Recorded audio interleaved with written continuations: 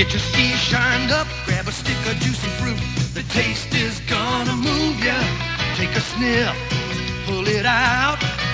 The taste is gonna move you when you pop it in your mouth. Juicy fruit is gonna move ya. It juices soft, it gets right to ya.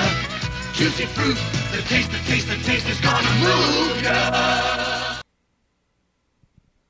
Hello, and welcome back to Showcase.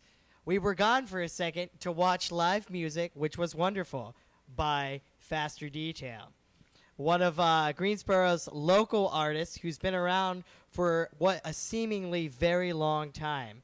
Alex, did you have fun tonight? I did. I had a lot of fun. Good, good. Alex, where did this all begin?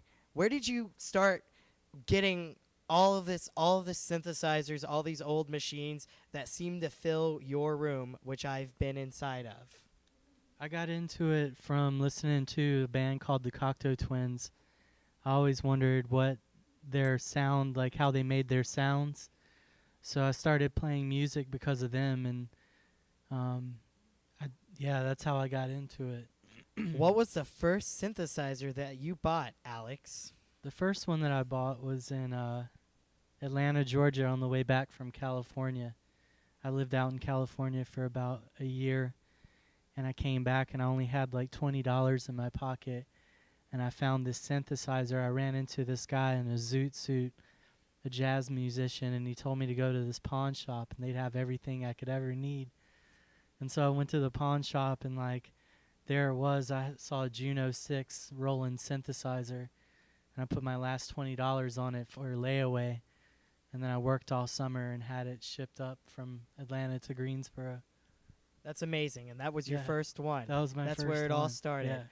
Yeah. You should how did your original band Asheray Fax, one of Greensboro's secret yet amazing gems that many people should listen to or at least look up because it's starting to resurface on the internet? How did that band start? Asheray Fax started with me and my friend Renee Clefcorn at the time.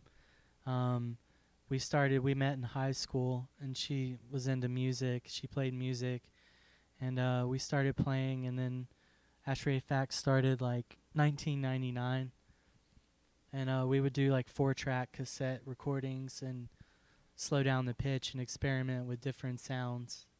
Yeah. Okay. You told me a really interesting story of how the name Asheray Fax appeared.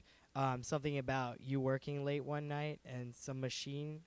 Oh, I was working as a janitor, and I saw a manila envelope with Asheray Fax written on it, and it's the faxes that Asheray sends to the county about heating and air conditioning and stuff like that. So I was like, man, that's a cool name for a band, so that's how Asheray Fax got the name. Yes, and once Asheray Fax unraveled in like 2004 or something like that, you created Faster Detail. What's that name based upon? Faster Detail's from this custom car wash place up in Providence, Rhode Island.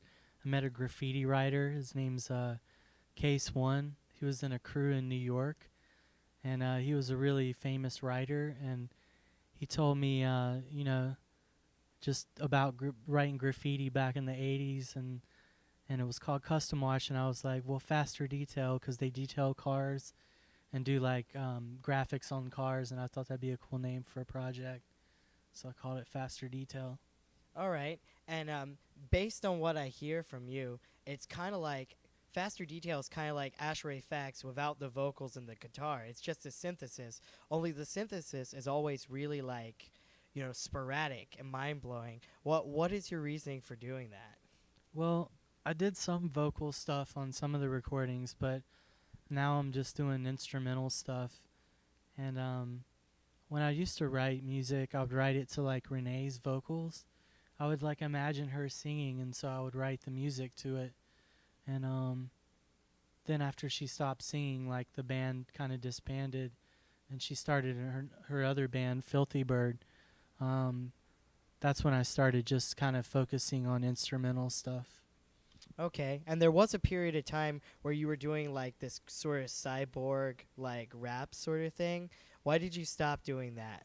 I still do. I'm still probably gonna do some of it as sampling and stuff with like some samples, but I just kind of like go through like different shows. I'll have different setups and like just trying to find the right setup that I like and the like right kind of sound and always working on the sound.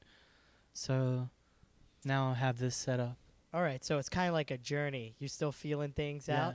You Just feeling it out. don't know which path you're gonna take. Yeah. Don't know where you're gonna end up. Yeah. Yeah. Okay.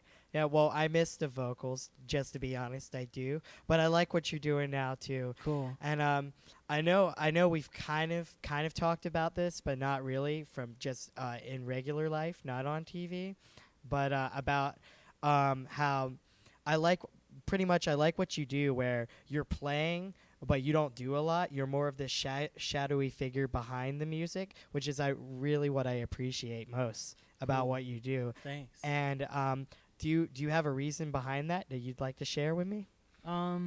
Sometimes I'll put like a shirt over my head or like I remember that. I've seen you do or that. I'll put like a bandana around my mouth. Like, I guess it's just 'cause like the live show, it's not really like sporadic like most live bands. So I just try to stay in the background and just like focus on the music. So I might put like a shawl over my head or something, you know? Yeah, so it's like a ghost is making the music Yeah, almost. yeah, Like the Something machines are spooky. playing themselves. yeah, It's like that movie Maximum Overdrive or something. yeah. Yeah, okay. That's crazy. Cool. Yeah, yeah. All right. Well, I guess I'll wrap that up then.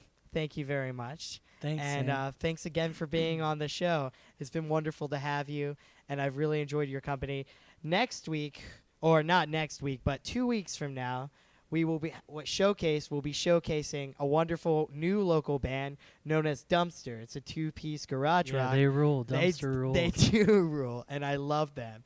And I spit when I talk.